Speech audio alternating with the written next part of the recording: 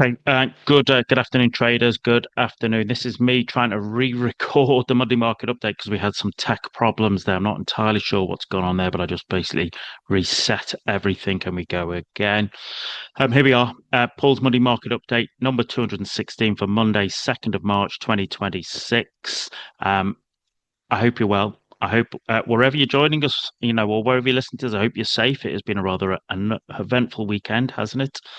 Those of you listening to us for the first time, the Monday market update is just that. It is me flying through as much as I can fit in half an hour, covering strength and weakness within FX markets, looking at indices markets, commodities markets, looking at a few charts of interest.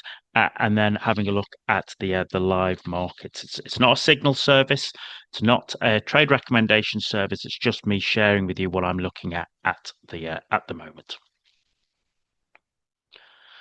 As always, you are very welcome here, but just remember that you are responsible for your own trading decisions.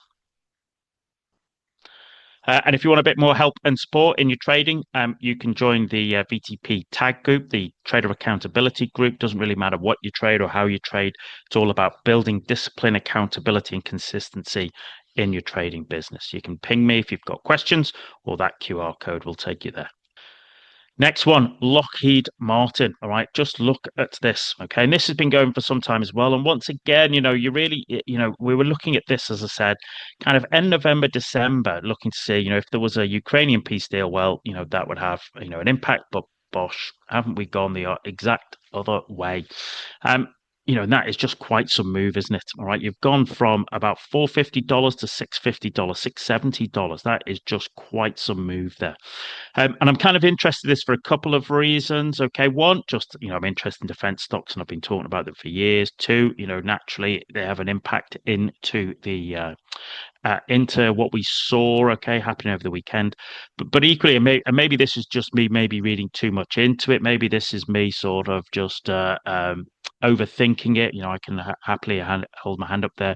But on Saturday, we saw some kind of social media news outlets talking about how a series of Iranian MiG-29s, okay, Fulcrum fighters, had been shot down, and they had been shot down by F-35s, okay, the Lockheed Martin major product, you might say.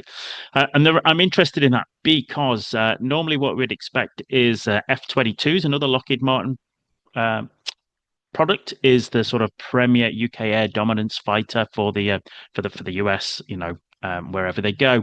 And so to have F-35s shooting down the MiG-29s seemed interesting to me. And I wonder, and as I said, this is might be me being a bit overthinking, bit of a cynical old duffer, but just thinking that actually the Americans are not allowed to sell the F-22, but they are allowed to sell the F-35. And so the F-35 being not only combat tested, but also becoming a genuine MiG killer, that looks good on the sales brochures. And invariably, as I said, my simplistic view would be, well, that puts the sort of nail in the coffin for anybody wanting to buy European Typhoons or Rafaels. Why would you buy them when you could have a fifth-gen American fighter that's combat tested and has clearly shown itself able to shoot down MiGs? So I'll be interested to see how these guys open and how these guys play out off the back of it. But really, you might say the move's already done, Paul.